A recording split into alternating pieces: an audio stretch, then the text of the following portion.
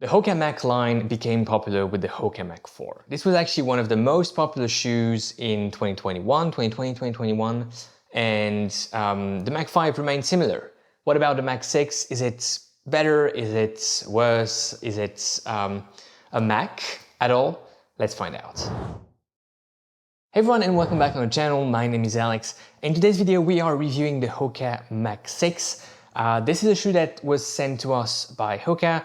We don't have any relationship with them other than reviewing this shoe, and therefore we are always as honest and transparent as in other reviews. Let's go directly into the specs of this shoe, the Mach 6 from HOKA. We're looking at 258 grams in my size, US 11, EU 45, 1/3. 37 millimeters of stack height in the heel, 32 in the forefoot for that 5 millimeters drop. $140, 140 euros. We'll come back to that price point because it's interesting also compared to another shoe that I'm actually recording the review for today, and that has the same price point but a very different assessment in the end. Let's go directly to the upper, and I can already tell you the upper is good. I'm pleased with it. Narrow in the midfoot, like you would expect from HOKA shoes. At least many HOKA shoes in the past have had that rather snug fit in the midfoot. This is still the case here.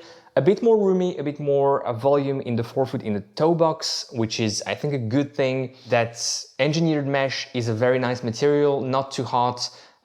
It's the right thickness. I like how it wraps the foot. Good points here, HOKA.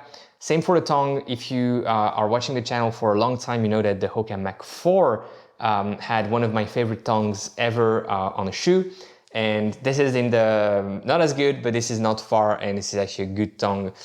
Lightweight, protective, it just disappears when you're running, which is actually quite nice. Nice padding around the heel collar. It's quite stout. If you're looking for something very unstructured in the heel, it's not one of these shoes. Good comfort, good lockdown, and overall very good fit experience. The laces are slightly stretchy, which is always, I think, quite intriguing, but it works quite well here.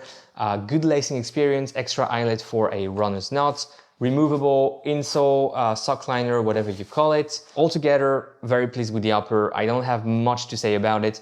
The fabric around the heel, and that's maybe the only thing here, is a bit flimsy. At least it has that very soft touch, which also translates to a bit of slippage in the heel if you have socks that are quite thin, and you can experience a bit of heel slippage because of that very soft to the touch fabric here around the collar. But other than that, really nothing to complain about. Runs through the size, very good. Looking at the midsole, we have a very big update in the midsole of this shoe compared to the previous versions. Remember, HOKA Mach 4 and 5 were that dual density type of setup, with a top foam that was ProFly Plus, softer EVA, and then a rubberized, harder EVA at the bottom. This now is only one piece of midsole. This is all supercritical EVA. When you put your foot in the shoe for the first time, you stand up and you feel that it's much softer than the Mach 4 and Mach 5 when standing, when walking in the shoe. I was expecting this setup to shave a bit of weight from the Mach 4, Mach 5. It's actually gaining 10 grams in my size compared to the Mach 5, 249 in the Mach 5 to 58 in the for the Mach 6. It's coming also from the rubber coverage and upper, which feels a bit more thick and has a bit more material to it compared to the Mach 5, but 10 grams isn't a big deal, especially for that daily trainer, all-rounder type of shoe that I would call, even tempo for some people. So yeah. How does it ride, that new midsole? And that's, I think, the interesting part of this video. The ride is good, the ride is super good, super smooth, feels very natural. It doesn't have a plate, and it doesn't have a ton of flex in the forefoot. Just the right amount, I would say. So you have that very natural feel. It doesn't feel close to the ground like some, other shoes that could be in a good comparison point against this one. I'm thinking Saucony Freedom 4, that's the one that comes to mind when I'm looking at this shoe here. But some others, the likes of Saucony Endorphin Speed 4, there's a plate and it has a bit more flex, the Saucony I mean. This feels a bit more natural, and yeah, the words I have in mind for this ride is natural, smooth, very capable. You know, this shoe you can take for your easy runs, your recovery runs at a slower pace. It will feel very comfortable. It doesn't require you to do much and to think too much about your running. Yet you can also take this shoe for interval sessions on the track, on the other end of the spectrum. It works quite well. I tried it. In between, endurance pace and tempo is probably where I would use this shoe and how I would see this shoe being used by most people. It's an all-rounder type of shoe, meaning that if you can buy only one shoe, if you want to buy only one shoe and do many different type of workout sessions, runs in it, that's exactly what you need.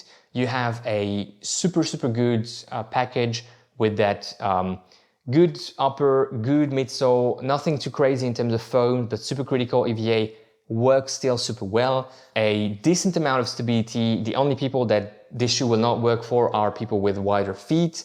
I expect it coming in a wide version sooner rather than later, but for now it's not available online when I'm checking today.